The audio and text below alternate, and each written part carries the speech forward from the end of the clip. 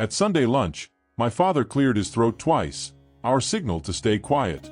Every Sunday, the family lunch followed the same ritual: loud conversations, dishes passing from hand to hand, and my father observing everything in silence at the head of the table. In the middle of the conversation, he cleared his throat twice, a simple gesture that almost no one would notice. But I recognized it immediately. It was the signal he used when he wanted me to stay quiet and just observe. While everyone continued laughing around the table, I realized that my father had noticed something that the others hadn't yet, and that this Sunday lunch was about to reveal a secret that no one expected.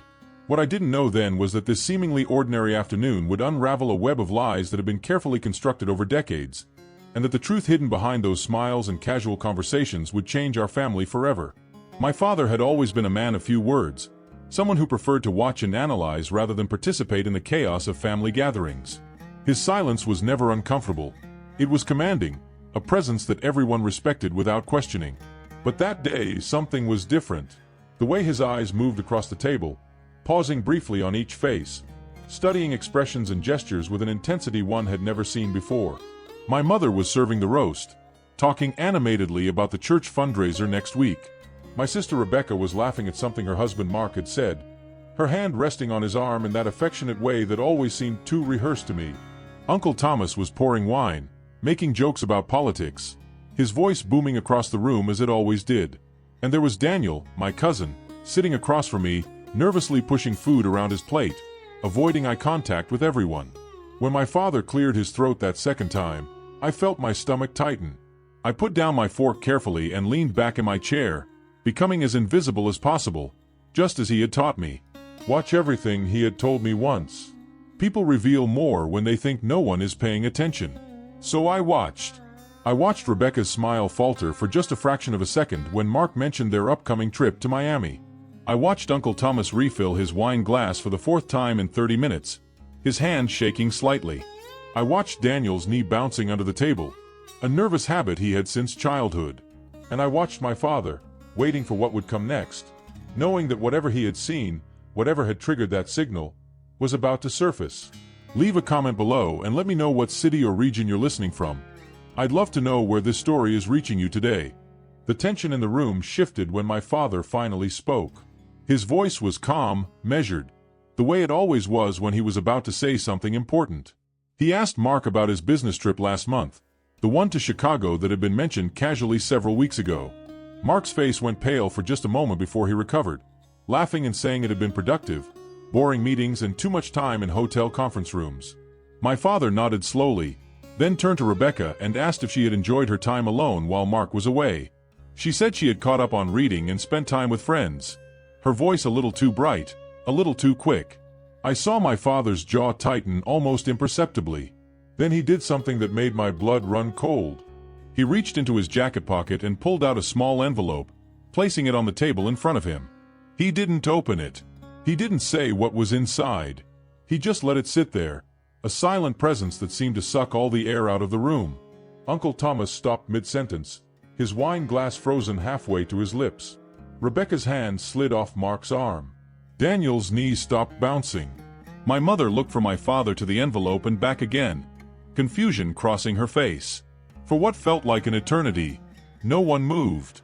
The sound of the grandfather clock in the hallway seemed deafening, each tick marking the passing seconds like a countdown. I could hear my own heartbeat pounding in my ears, could feel the weight of whatever truth was about to emerge pressing down on all of us. My father looked at each person at the table, his gaze steady and unwavering, before finally speaking again. He said he had received an interesting phone call 3 days ago from a woman named Jennifer who worked at a hotel in downtown Portland. She had found a wedding ring in one of the rooms and, being an honest person, had gone through considerable effort to track down the owner.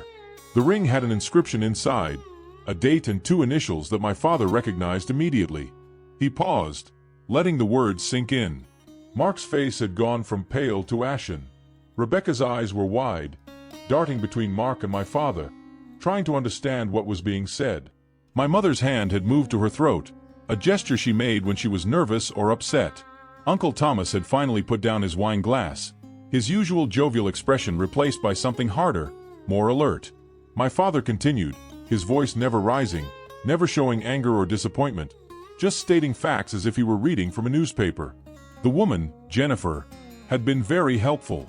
She had mentioned that the room had been occupied for 3 nights, registered under a different name, but the credit card used to pay for incidentals belonged to Mark.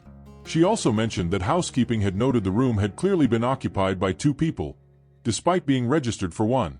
The breakfast orders, the towel usage, the arrangement of personal items around the room all indicated a couple staying together. My father said he had thanked Jennifer for her diligence and asked her to mail the ring to our address, which she had done. The envelope on the table contained that ring. Mark tried to speak, his mouth opening and closing like a fish out of water, but no words came out. Rebecca had gone completely still, her face a mask of disbelief and dawning horror. I realized then what my father had discovered, what he had known when he gave me the signal. This wasn't just about a lost ring or a business trip. This was about betrayal, about lies that had been told and retold until they became part of the family narrative. My father picked up the envelope and slowly, deliberately, opened it. He took out the ring and held it up to the light coming through the dining room window. The gold band caught the sunlight, and I could see the inscription he had mentioned, though I couldn't read it from where I sat. He placed the ring on the table, right in front of Mark, and waited. The silence was suffocating. I wanted to look away, to leave the room, to be anywhere but there, but I couldn't move. This was what my father had wanted me to see, to understand. This was a lesson about truth, about consequences, about the facades people build and how easily they can crumble. Mark finally found his voice, stammering something about being able to explain, but my father held up his hand, stopping him mid-sentence. He said that explanations could come later, that right now, everyone needed to sit with the truth of what had been revealed. He looked at Rebecca, and for the first time since he had started speaking, I saw emotion flicker across his face, a brief flash of pain and sadness for his daughter, for what she was about to face. Rebecca stood up abruptly, her chair scraping against the hardwood floor with a harsh sound that made everyone flinch. She looked at Mark with an expression I had never seen on her face before, a mixture of rage and devastation so raw it was almost physical. She asked him one question, her voice shaking but clear, demanding to know if it was true. Mark's silence was answer enough. She picked up her purse from the side table, walked to the front door, and left without another word. The sound of the door closing behind her echoed through the house, final and absolute. Mark sat frozen, staring at the ring on the table as if it were a venomous snake about to strike. My mother had tears streaming down her face, though she made no sound. Uncle Thomas looked like he had aged 10 years in the span of 10 minutes. Daniel was staring at his plate, his earlier nervousness now explained. He must have known something, seen something, and the guilt of keeping that secret was written all over his face. My father stood up slowly, picking up the ring and handing it to Mark. He told him to leave, to give Rebecca the space and time she would need, and to not come back to this house until invited. Mark took the ring with trembling hands, mumbled something that might have been an apology, and left through the same door Rebecca had used minutes before. When the door closed the second time, my father sat back down and looked at me. He didn't say anything, but I understood.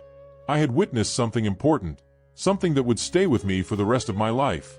The Sunday lunch was over, the food on the table now cold and untouched, the illusion of a perfect family shattered like glass.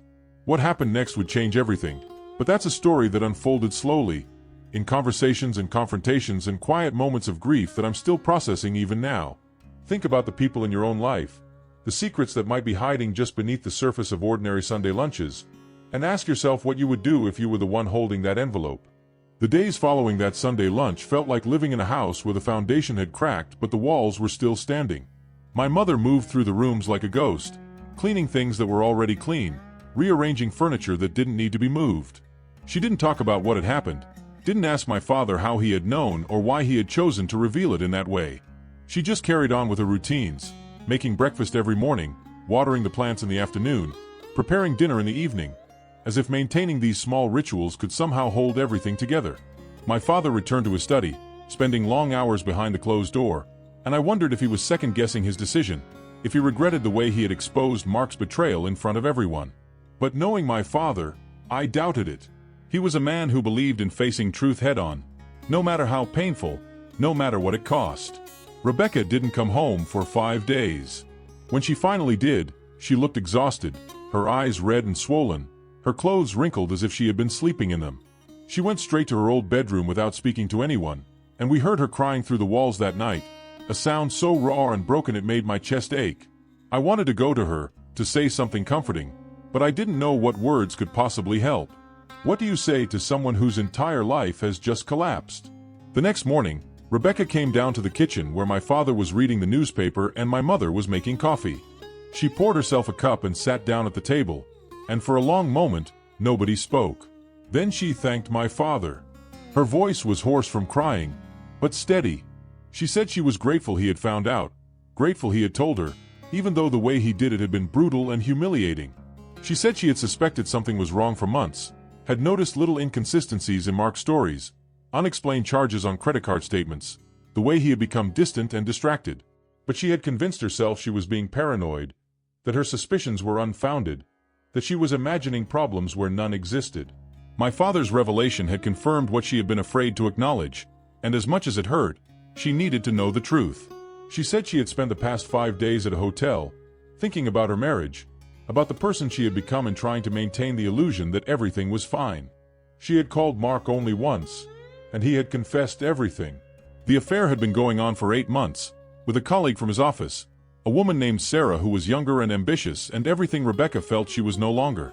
Mark had apologized, had begged for forgiveness, had promised it was over and would never happen again. But Rebecca had realized something important during those long nights alone in that hotel room. She didn't want him back.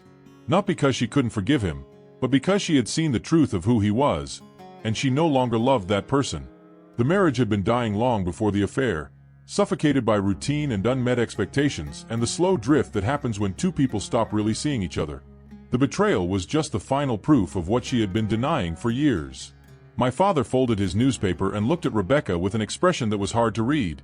Pride mixed with sorrow, respect mixed with regret. He told her she was stronger than she knew, and that whatever she decided to do next, he and my mother would support her. My mother reached across the table and took Rebecca's hand, squeezing it gently, and the three of them sat there in the morning light, not saying anything more, just being together in that shared understanding of how life can change in an instant. Over the following weeks, Rebecca filed for divorce and moved back into her childhood room temporarily while she looked for her own place.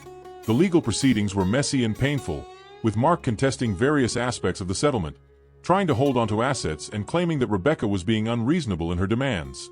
But my father had taught his daughter well, and she navigated the process with a determination I had never seen in her before. She hired a good lawyer, documented everything, and refused to be manipulated by Mark's attempts to make her feel guilty or to paint himself as the victim. Uncle Thomas stopped coming to Sunday lunches. I learned later that he had known about Mark's affair the whole time, had actually covered for him on several occasions, providing alibis and making excuses.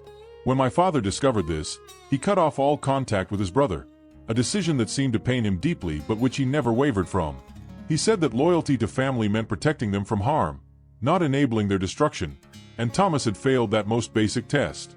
Daniel apologized to Rebecca, explaining that he had seen Mark with another woman at a restaurant months ago but had convinced himself it was innocent, a business dinner that just looked suspicious. He said he had been too cowardly to say anything, too worried about causing drama or being wrong, and the guilt had been eating at him ever since.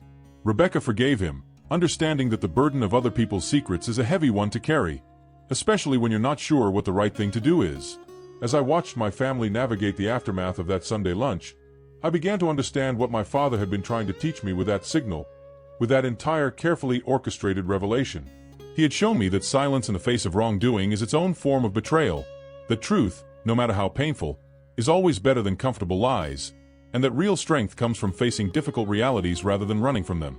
He had also shown me that exposing truth requires timing and strategy, that simply blurting out accusations or suspicions without proof would have allowed Mark to deny everything, to make Rebecca doubt herself even more.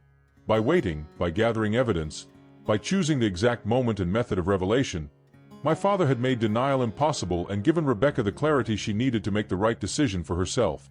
Months later, after Rebecca had moved into her own apartment and was starting to rebuild her life, after the divorce was finalized and Mark had moved to another state with Sarah, after the family had found a new rhythm without Uncle Thomas and without the pretense of perfect Sunday lunches, I asked my father why he had given me that signal, why he had wanted me to witness what happened. He looked at me for a long time before answering, and when he spoke, his words were measured and deliberate, the way they always were when he was saying something important. He told me that life is filled with moments where you have to choose between being comfortable and being honest, between protecting an illusion and facing reality, between staying silent and speaking up. He said that most people choose comfort, choose to look away, choose to pretend they don't see what's right in front of them because confronting truth is hard and often painful and can destroy things you thought were solid. But he believed that I needed to learn early that truth always surfaces eventually, and when it does, the damage is far worse than if it had been addressed immediately. He said he had given me that signal not to make me complicit in what he was about to do, but to teach me to be observant, to trust my instincts when something feels wrong, and to have the courage to act on that knowledge even when it would be easier to stay silent. He said that lesson, painful as it was, would serve me well throughout my life, in relationships and friendships and professional situations where turning a blind eye would be the path of least resistance. Looking back now, I realized that Sunday lunch was a turning point not just for Rebecca, but for all of us. It taught us about the cost of secrets, the importance of integrity, and the difference between the family we present to the world and the family we actually are. It showed us that sometimes love means letting things fall apart so they can be rebuilt on a foundation of truth rather than pretense. And it reminded us all that the signals we send and receive, the silent communications that happen beneath the surface of ordinary conversations, can carry more weight than any words we speak aloud.